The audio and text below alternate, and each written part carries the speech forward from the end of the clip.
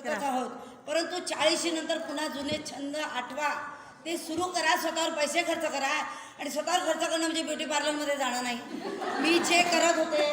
मी जे पूर्वी करत होते कॉलेजला असताना, माझं स्वतःचं बलस्थान काय आहे, माझी पॉझिटिव्ह गोष्ट कोणती आहे, ती मी कशी डेव्हलप करीन. चांगल्या मैत्रिणी जमवा, पिकनिकला जा, मजा करा. नवऱ्याकडून अपेक्षा ठेवूच नका.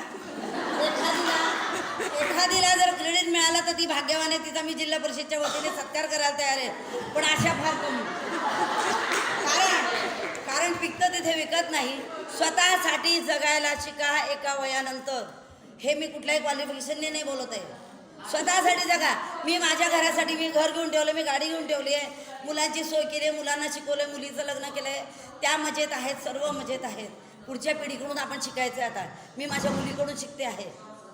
शनिवार रविवारी मी घरच्या फरशा पुसत बसते, माझी मुलगी पिकनिक काढून जाऊन येते कुठेतरी, आणि मी विचार करते की माझी फरशी कशी चमकेल. आणि याच्यामध्ये माझी चमक कमी होऊन गेली. तर मुलींना आणि अजून एक मला खंत वाटते की जिल्हा परिषदला पुरस्कार आहे, सर्व पदांना पुरस्कार आहेत, परंतु आदर्श कुठलाच पुरस्कार नाही आहे आणि कुठला इन्क्रीमेंट पण नाही आहे. समाधानासाठी आपण संसार जरूर करत आहोत, करणारच आहोत, पण न कुठता एन्जॉयमेंट, त्यातही एन्जॉयमेंट शोधली पाहिजे. आपले जुने छंद, आपल्या जुन्या मैत्रिणी शोधा, काहीतरी कुठेतरी फ्रीक आउट करा, मजा करा. आणि माझं तर म्हणणं हे आपलं काम चालू राहणारच आहे. जिथे जाऊ तिथे हेवे दावे करण्यापेक्षा उसकी साडी मेरी साडी से सफेद क्यों, काही गरज नाही आहे. आपण छानपैकी, जिथे मी अनुभव एक घेतला असा की जितक्या बाया वाढतात तितकी कॉम्प्लिकेशन्स वाढतात.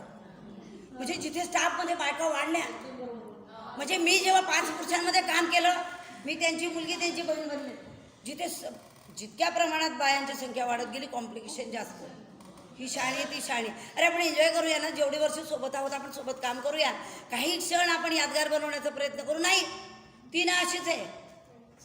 सोडू आपण या गोष्टी, आपण टिपिकल बायका बनणं सोडू. आपण बाहेर पडलो ना, आपले बायके स्वभाव घरी टाकून येऊ. जिचं जे चांगलं आहे ते मान्य करून आपण, एखादी सुंदर असेल तिला सुंदर म्हणा, एखादीचा ड्रेसिंग सेन्स चांगला असेल, एखादी टापटिपीची आहे, एखादीचा स्वभाव चांगला आहे, हे आपण कधी जाणून घेणार. आपण नाही घेत, आपण फार हेवे दावे करतो. आणि हेच आपण टिपिकल बायकेपणा जो आहे तो अजून आपण थोडासा बाजूला टाकूया. आपण एकमेकींची स्तुती नाही करू शकत. आपल्याला लगेच असं कॉम्प्लेक्स येतो की ही माझ्यापेक्षा छान आहे. आणि मी माझ्या आयुष्यात हा बाळगलाच नाही. माझ्या स्टाफमध्ये अधिक देखण्या बाया होत्या, अधिक सुग्रणी होत्या, अतिशय आदर्श बायका पण होत्या. मी त्याचा बाळगला नाही. म्हटलं मी आहे ना, मी जशी आहे तशी आहे. माझ्यासारखा एकच पीस आहे जगात, दुसरं नाही. त्यानंतर एक आपण हे लक्षात घेतलं पाहिजे, आपण बायकांनी बऱ्याच गोष्टी बाजूला सोडल्या पाहिजेत. त्यामुळे आपण काय करतो, घरी पण भानगडी करून घेतो, तिथे डोकं आऊट केलं की तिथे हेडमास्टरची डोकं लावतो. त्यानंतर एकदा पालक येतो त्याच्याशी डोकं लावतो. त्यापेक्षा आपण जर छानपैकी सगळ्यांना भेटण्याचा प्रयत्न केला, मी करते माझ्या परीने प्रयत्न. मी कंडक्टरला पण चॉकलेट देऊन टाकणारी बाई. त्यांनी माझ्यासाठी आडवळणी जागेवर मला जर गाडीस बसवले, मी त्याला लगेच चॉकलेट देऊन टाकते. तो म्हणे काय ताई, म्हटलं नाही, भेटत राहा. म्हणजे आपण आता आयुष्य क्षणभंगूर आहे. मी आज इथे बोलते आहे, असा कुठला जीआर नाही की मी 60 वर्ष जगणार आहे का 70 वर्ष जगणार आहे. आपण आनंद वाटूया.